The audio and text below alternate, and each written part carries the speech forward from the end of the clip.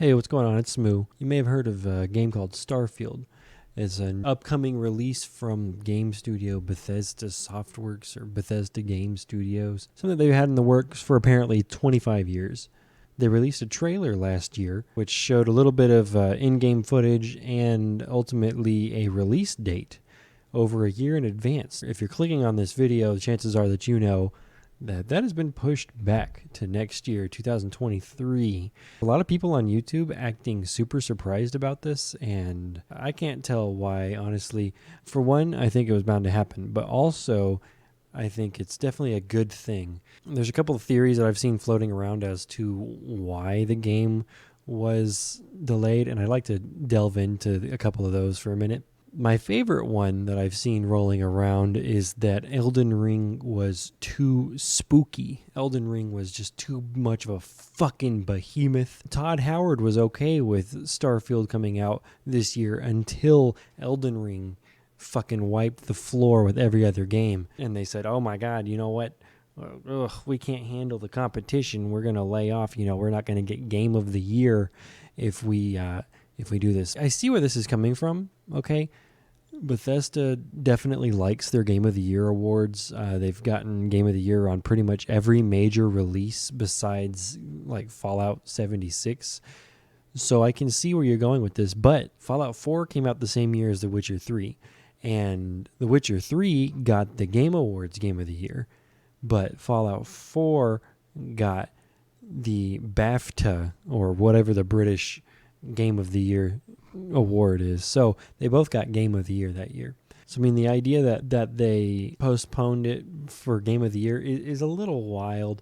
I understand the joke, the memes of it, but at the end of the day, if we're looking at it realistically, I just don't think that's it.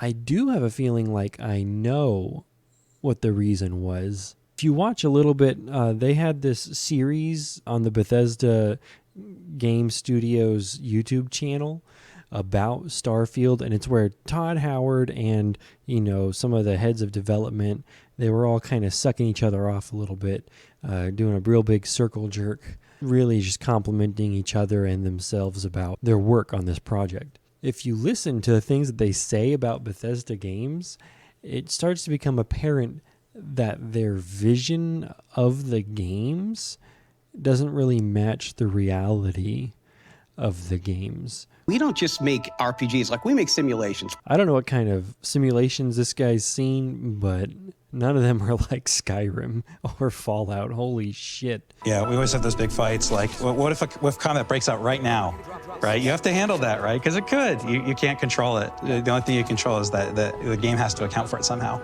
We make simulations. What's the reason, you might ask? I think it boils down to the Cyberpunk effect. As you know, Cyberpunk 2077 came out a little while ago, and at launch it was not finished. It wasn't finished in the slightest. There were so many issues with it. They refunded it. The the PlayStation Store stopped selling it and issued refunds. It was wild. It made history almost. Todd Howard took a look at Skyrim. He said, you know what? I've released this game 7 times, and we haven't fixed a single bug. And there's plenty of bugs to be fixed. I don't know of any simulation where I've gotten on a horse and then somehow ended up flying through the air miles away. It's wild. Suffice it to say that Skyrim shipped unfinished, like Cyberpunk. And I think that we're looking at a company that has become hopefully a little bit self-aware, and maybe they don't want to ship another unfinished product.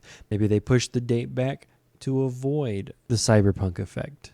I can only hope so, because God knows that this is a Bethesda game. It's absolutely dripping with bugs right now. We make simulations.